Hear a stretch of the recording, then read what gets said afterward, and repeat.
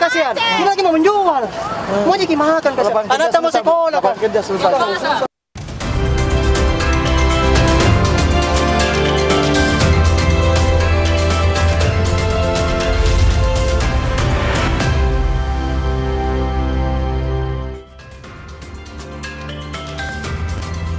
Polda Sumatera Utara gerebek apartemen di Kota Medan usai diketahui menjadi markas judi online. Dalam penggerebekan, polisi menangkap 19 orang.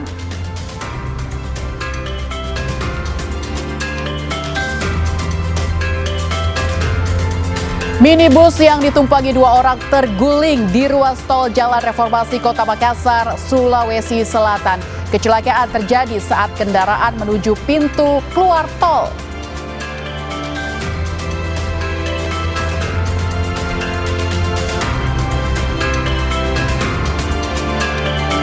Ribuan pemudik dari Surabaya tiba di Pelabuhan Soekarno-Hatta, Makassar dengan menggunakan kapal motor Cermai. PLN memprediksi peningkatan mudik arus balik di Makassar sebanyak 3.659 orang.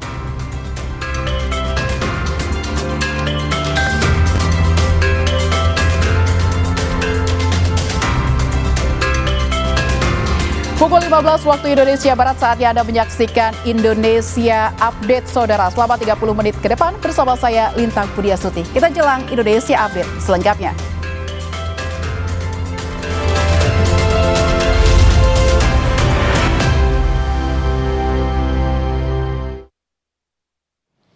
Kita ke informasi pertama di Indonesia Update, Saudara. Penertiban pedagang kaki lima di Kecamatan Ujung Tanah, Makassar berakhir ricuh. Satpol PP dan petugas gabungan TNI Polri yang mencoba meminta mundur warga dibalas dengan lemparan batu oleh massa.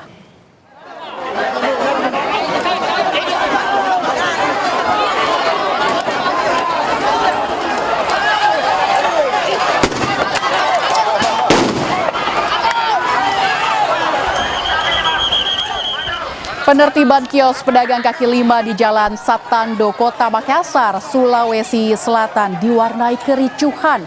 Warga yang menolak digusur, menghadang hingga melempari petugas menggunakan botol air mineral hingga batu. Selain melempar benda, warga juga membakar ban dan kayu sebagai bentuk penolakan. Bentrok antara warga dan petugas pun tak terhindarkan.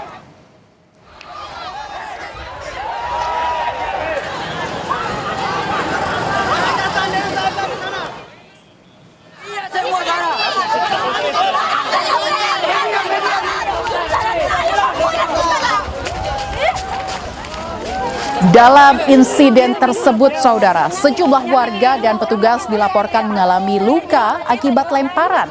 Seorang pemuda juga sempat ditangkap. Korban yang alami luka dibawa ke rumah sakit. Aksi kericuhan ini pun tidak berlangsung lama dan bisa langsung ditenangkan. Usai mediasi terhadap warga, disepakati bahwa penertiban ini ditunda lantaran pihak PKL juga mengklaim bahwa tanah tersebut bukan fasilitas umum melainkan tanah adat.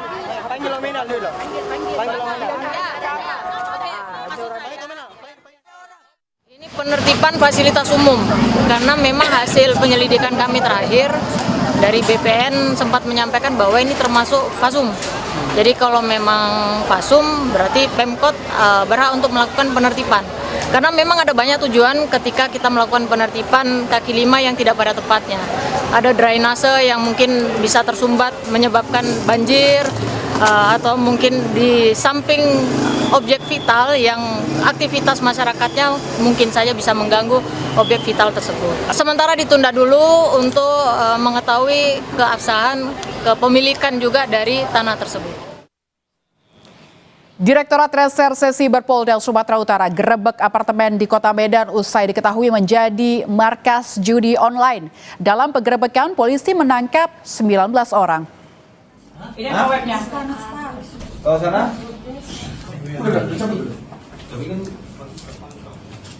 Kira-kira CCTV 88. Satu web ya, beda-beda. Video ya, ini webnya. merekam detik-detik ketika minyak personel masing-masing Direktorat ya. Reserse Siber Polda Sumatera Utara menggerebek sebuah apartemen di Jalan Palang Merah Medan yang jadi markas judi online, saudara. Direktur Reserse Siber Polda Sumatera Utara mengatakan sindikat judi online yang diungkap pihaknya diduga terafiliasi dengan sindikat judi online di Kamboja. 19 pelaku yang ditangkap kini ditahan di Polda Sumatera Utara.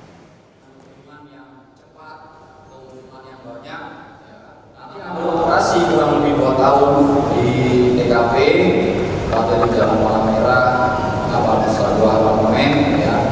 Mereka telah menghasilkan keuntungan, paling tidak hingga saat ini kami baru peroleh informasi dari keterangan para pelaku atau tersangka. Jadi keuntungan omset kurang lebih sebesar 7 miliar rupiah.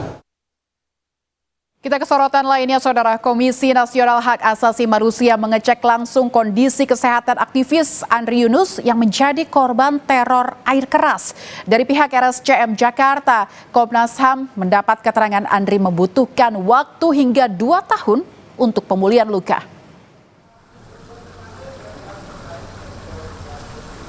Komnas HAM menemui tim dokter RSCM yang menangani perawatan aktivis Andri Yunus.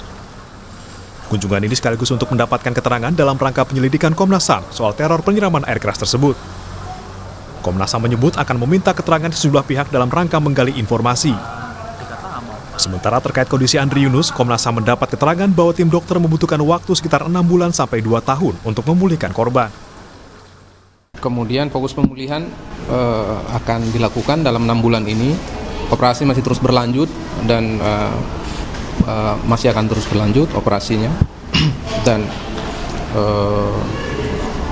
akan berlangsung 6 bulan sampai 2 tahun ke depan untuk pemulihan 20% luka bakar itu. TNI melakukan pergantian jabatan Kepala BAIS buntut kasus penyiraman air keras ini. Penyerahan jabatan Kabais sebagai bentuk pertanggungjawaban. Namun belum diumumkan siapa mengganti Legend Yudi Abrimantio. Jadi kami perlu sampaikan di sini sebagai bentuk pertanggungjawaban, hari ini telah dilaksanakan penyerahan jabatan Kabais. Terima kasih. Sebelumnya, TNI mengungkap pelaku penyiraman air keras terhadap aktivis Kontras adalah 4 anggota TNI yang berdinas di Badan Intelijen Strategis atau BAIS. Dorongan untuk mengusut kasus ini secara tuntas terus datang, termasuk mengungkap siapa dalangnya. Tim Liputan Kompas TV. Indonesia Update akan segera kembali usai jeda dengan informasi terkait mudik, saudara. Peningkatan pemudik arus balik terjadi hari ini di Pelabuhan Soekarno-Hatta Makassar dengan total pemudik tiba sebanyak 3.659 pemudik. Informasinya usai jeda.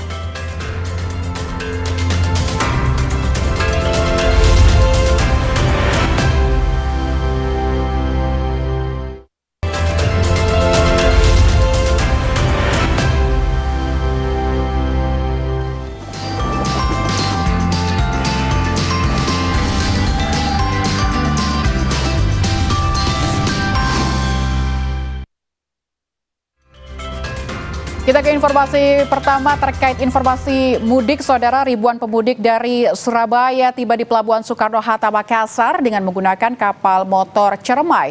Pelni memprediksi adanya peningkatan pemudik arus balik terjadi hari ini dengan total pemudik tiba di Makassar sebanyak 3.659 pemudik.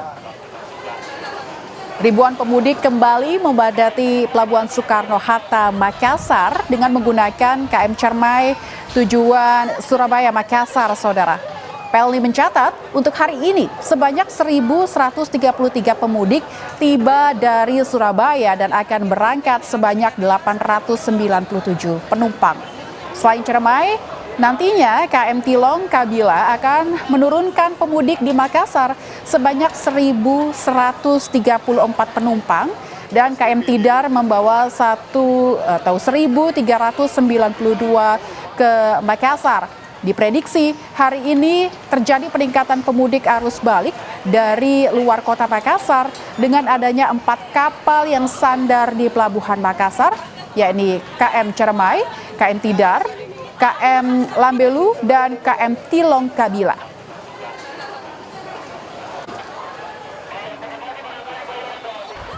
Saat ini sudah bersandar KM Cermai di Pelabuhan Soekarno-Hatta yang membawa penumpang dari Pelabuhan Surabaya sekitar 1.133 penumpang, dan selanjutnya akan naik penumpang atau embarkasi penumpang yang mana dari Makassar tujuan Bau itu sekitar 897 penumpang. Memang hari ini diprediksi bahwa akupansi penumpang untuk pergerakan mudik lebaran ini arus balik itu sudah cukup tinggi, karena sore hingga malam hari nanti akan bersandar 3 kapal lagi. Kita akan pantau saudara situasi arus balik di sejumlah titik. Ada jurnalis Kompas TV Alfian Rahman dan juru kamera Misbahul Munir di stasiun Surabaya Gubeng, Jawa Timur, serta ada Wafik Aziza dan juru kamera Taufik Asdar di Makassar, Sulawesi Selatan. Kita akan ke stasiun Gubeng terlebih dahulu. Selamat sore Alfian. Di masa arus balik, bagaimana pergerakan penumpang di wilayah Daob 8 Surabaya? Ya, selamat sore Lintang dan juga saudara. Perkembangan penumpang dengan menggunakan moda transportasi kereta api di seluruh wilayah daerah operasional 8 atau DAOB 8 Surabaya KAI sendiri ini memang dari hari ke hari menunjukkan peningkatan yang cukup signifikan begitu.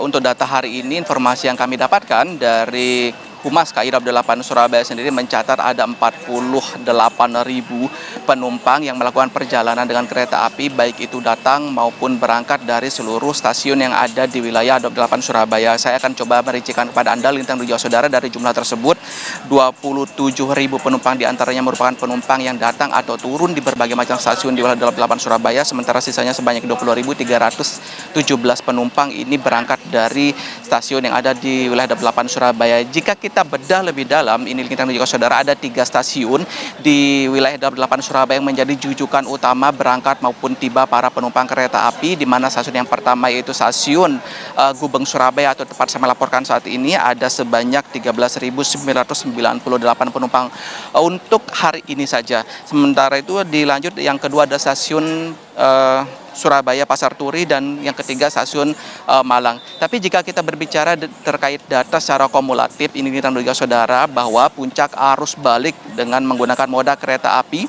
di wilayah DAOB 8 Surabaya memang sudah terjadi pada tanggal 24 Maret atau pada tanggal 24 Maret dan juga tanggal 25 Maret lalu, dengan jumlah penumpang lebih dari 57.000 penumpang dalam perharinya. Namun informasi yang kami dapatkan kembali bahwa arus balik ini juga nantinya diprediksi juga akan ada gelombang kedua, yaitu pada hari Sabtu besok dan juga hari Minggu. Ini mengingat para penumpang dari pemesanan tiket yang terjual ini memang masih ada peningkatan penjualan tiket di tanggal-tanggal tersebut. Hingga saat ini okupansi dari tiket kereta api menuju dan dari DAOB 8 Surabaya masih tersisa sekitar 15% lagi. Ini penumpang diminta oleh manajemen untuk dapat memilih tanggal yang cermat dan juga membeli secara cepat begitu agar tidak kehabisan tiket. Satu lagi yang menjadi himbauan dari manajemen yaitu terkait barang bawaan dari penumpang kereta api dihimbau untuk dijaga dengan baik, karena selama periode arus balik maupun arus mudik lalu terdapat lebih dari 200 paket barang yang tertinggal baik itu di stasiun maupun di kereta api, dan ini dihimbau agar penumpang atau pemudik dapat menjaga barang bawaannya. Begitu Lintang. Baik, himbauan terkait barang bawaan ini tentu harus menjadi perhatian kita semua. Terima kasih Alfian Rahman dan juru kamera Misbahul Munir dari Surabaya. Kita akan bergeser ke Makassar. Sudah ada Wafik. Wafik, bagaimana situasi terkini di sana? Apa antisipasi Bandara Hasanuddin jika terjadi kepadatan menuju dan di dalam bandara? Kemana tujuan arus balik terbanyak? Iya, Lintang dan juga saudara, antisipasi yang kemudian dilakukan oleh Otoritas Bandara Internasional Sultan Hasanuddin Makassar apabila terjadi penumpukan ataupun juga antrian panjang khusus di area check-in bandara. Seluruh counter check-in bandara sudah dibuka hingga kemudian validasi data perjalanan calon penumpang ini bisa berjalan dengan lancar. Selain itu dari otoritas bandara juga sudah menyiapkan sebanyak 1.300 personil untuk kemudian bersiaga selama periode arus balik ini ataupun juga arus masuk bandara selama periode arus balik Lebaran ini berjalan dengan lancar. Kemudian juga ada penambahan sebanyak 67 extra flight untuk penumpang yang kemudian akan menuju rute terbanyak, tujuan terbanyak didominasi oleh Jakarta, Surabaya, dan juga Kendari. Berdasarkan data posko angkutan terpadu 2026 di Bandara Internasional Sultan Hasanuddin Makassar, memang selama beberapa hari terakhir rata-rata pergerakan penumpang selama periode arus balik ini mulai meningkat, khusus untuk Kamis kemarin 26 Maret jumlah penumpang di Bandara Internasional Sultan Hasanuddin Makassar mencapai angka 37.032 orang dengan 271 pergerakan pesawat. Nah, untuk puncak arus balik dari Bandara Internasional Sultan Hasanuddin Makassar diprediksi akan terjadi besok pada hari Sabtu 28 Maret. Diprediksi lonjakan penumpang mencapai, estimasi jumlah penumpang mencapai 39.000 lebih penumpang. Untuk angka pergerakan penumpang yang tinggi ini karena dipengaruhi oleh durasi libur panjang Lebaran ini yang cukup panjang, hingga kemudian masyarakat banyak yang kemudian memilih untuk melakukan perjalanan kepulangan mereka pada Sabtu besok. Untuk data dari posko terpadu angkutan Lebaran terpadu dari Bandara Internasional Sultan Hasanuddin Makassar selama dibuka sejak 13 Maret kemarin, penumpang mencapai 448.000 lebih. Lintang. Baik, pengamanan diperbanyak, extra flight juga diadakan untuk mengantisipasi kepadatan di Bandara Hasanuddin Makassar. Terima kasih jurnalis Kompas TV Wafiq Aziza dan juru kamera Taufik Asdar dari Bandara Hasanuddin Sulawesi Selatan. Sebelumnya ada Alfian Rahman dan juru kamera Misbahul Munir dari Stasiun Surabaya Gubeng, Jawa Timur. Terima kasih rekan-rekan, selamat bertugas kembali.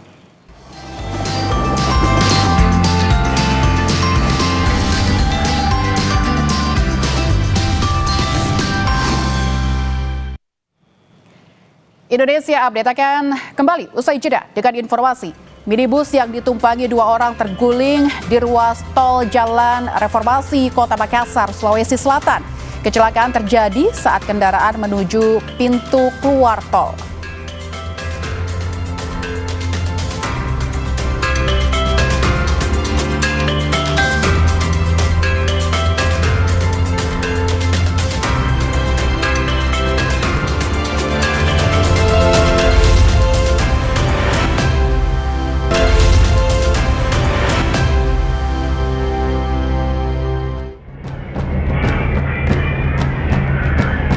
Kamera pemantau merekam aksi puluhan pemuda menyerang warga yang tengah berkumpul di pos ronda di Grogol Petamburan, Jakarta Barat.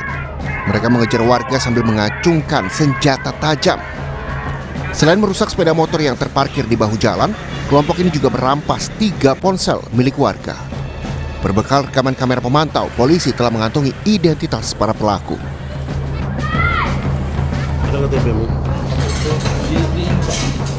Di Kota Bengkulu, seorang perempuan nekat membakar kekasihnya yang merupakan instruktur kebugaran. Ia tak terima hubungan asmaranya diakhiri korban. SG, pria 36 tahun ini menderita luka bakar hingga 36% dan harus dirawat intensif di rumah sakit. Pelaku yang sempat kabur langsung ditangkap polisi di rumahnya. Pelaku yang sudah ditetapkan sebagai tersangka kini diperiksa di Mapolresta Bengkulu. Kalau tidak ada isinya, jangan sampai nyalakan. Kalau sampai nyalakan itu kalau urgent ya. Di Bangkalan, Jawa Timur, video amatir merekam saat seorang polisi lalu lintas menghentikan mobil ambulans yang melintas di wilayah Galis. Sopir ambulans nekat menerobos kemacetan dengan menyalakan sirene dan rotator padahal tidak sedang membawa pasien. Atas aksi ini, sopir ambulans hanya diberi teguran dan diizinkan melanjutkan perjalanan. Tim Liputan, Kompas TV.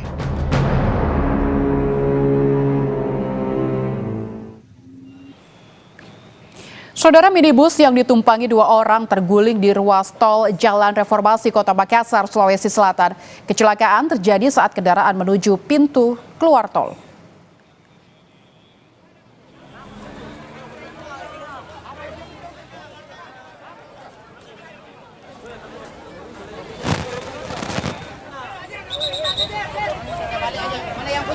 Kami ganggu, selain petugasnya atau jamin ganggu. Kecelakaan minibus terjadi di ujung ruas tol Reformasi Kota Makassar, Sulawesi Selatan, Saudara.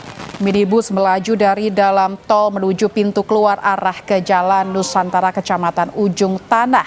Diduga kendaraan hilang kendali dan menabrak pembatas jalan.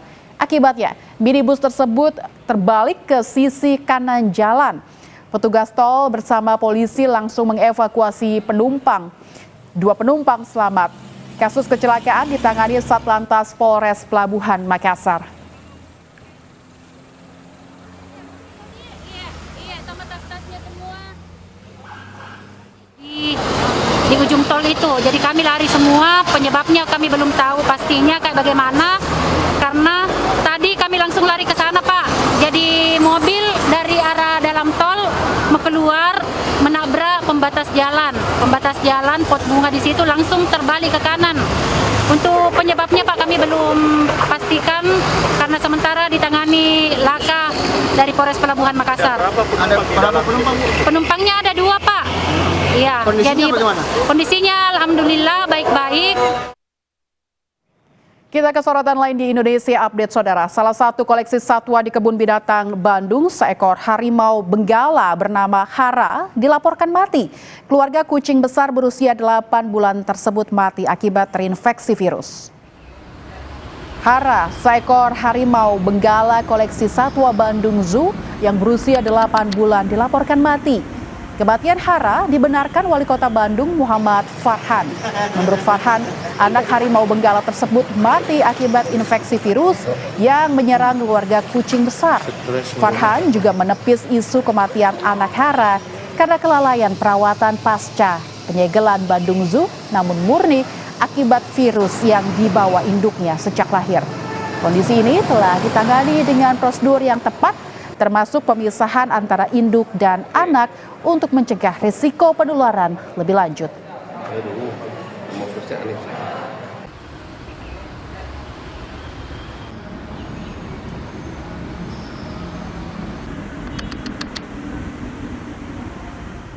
Virusnya, tapi itu virus khas dari keluarga kucing besar.